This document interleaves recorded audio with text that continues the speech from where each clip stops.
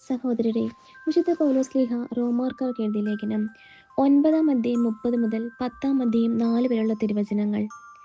അപ്പോൾ നമ്മൾ എന്തു പറയണം? നീതി അന്വേഷിച്ചു പോകാതിരുന്ന വിജാതിയർ നീതി, അതായത് വിശ്വാസത്തിലേക്കുള്ള നീതി പ്രാപിച്ചു എന്ന് തന്നെ.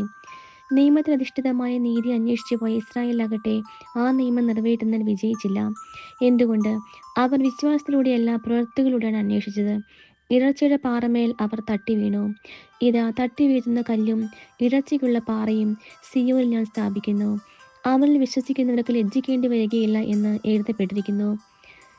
സഹോദരരെ, എൻ്റെ ഹൃദയപൂർവകമായ ആഗ്രഹവും ഇസ്രായേലിന് വേണ്ടി ദൈവത്തോടുള്ള എൻ്റെ പ്രാർത്ഥനയും അവർ രക്ഷിക്കപ്പെടണം എന്നതാണ്. അവർക്ക് ദൈവത്തെക്കുറിച്ച് തീക്ഷ്ണതയുണ്ടെന്ന് ഞാൻ സാക്ഷ്യപ്പെടുത്തുന്നു.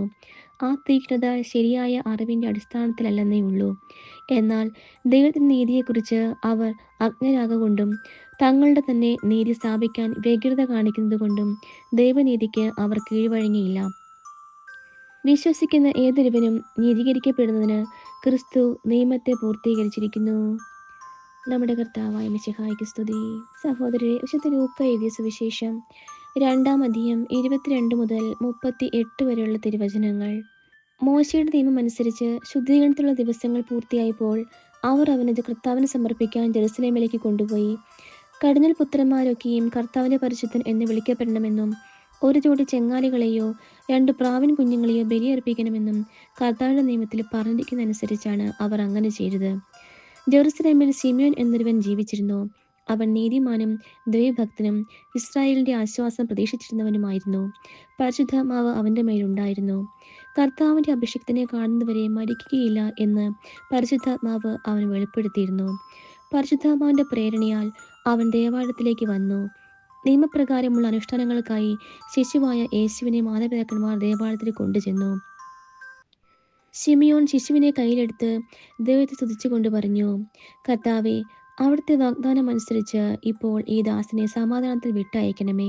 എന്തെന്നാൽ സകല ജനതകൾക്കും വേണ്ടി അങ്ങ് ഒരുക്കിയിരിക്കുന്ന രക്ഷ എൻ്റെ കണ്ണുകൾ കണ്ടുകഴിഞ്ഞു. അത് വിജാതിയർക്ക് വെളിപാടിൻ്റെ പ്രകാശവും അവിടുത്തെ ജനമായ ഇസ്രായേലിൻ്റെ മഹിമയുമാണ്. അവനെക്കുറിച്ച് പറയപ്പെട്ടതെല്ലാം കേട്ട് അവൻ്റെ പിതാവും മാതാവും അത്ഭുതപ്പെട്ടു. ശിമിയോൻ അവരെ അനുഗ്രഹിച്ചുകൊണ്ട് അവൻ്റെ അമ്മയായ മറിയത്തോട് പറഞ്ഞു, ഇവൻ ഇസ്രായേൽ പലരുടെയും വീഴ്ചയ്ക്കും ഉയർച്ചയ്ക്കും കാരണമാകും. ഇവൻ വിവാദ വിഷയമായ അടയാളവുമായിരിക്കും. അങ്ങനെ അനേകരുടെ ഹൃദയ വിചാരങ്ങൾ വെളിപ്പെടും. നിന്റെ ഹൃദയത്തിലൂടെ ഒരു വാൾ തുളർച്ചു കയറുകയും ചെയ്യും. ഫനുവേലിൻ്റെ പുത്രിയും ആശേർ വംശജയുമായ അന്ന എന്നൊരു പ്രവാചകിയും അവിടെ ഉണ്ടായിരുന്നു. ഇവൾ കന്യകാപ്രായം മുതൽ 7 വർഷം ഭർത്താവിനോടൊത്ത് ജീവിച്ചു. 84 വയസ്സായ ഈ വിധവ ദേവാലയം വിട്ടുപോകാതെ രാപ്പകൽ ദൈവത്തെ സ്തുതിച്ചുകൊണ്ട് ഉപവാസത്തിലും പ്രാർത്ഥനയിലും കഴിയുകയായിരുന്നു. അവൾ അപ്പോൾ തന്നെ മുമ്പോട്ട് വന്ന് ദൈവത്തെ സ്തുതിക്കുകയും ജെറുസലേമിൽ രക്ഷ പ്രതീക്ഷിച്ചുകൊണ്ടിരുന്ന എല്ലാവരോടും ശിഷ്യനെക്കുറിച്ച് സംസാരിക്കുകയും ചെയ്തു. നമ്മുടെ കർത്താവായ മിശിഹായ്ക്ക് സ്തുതി.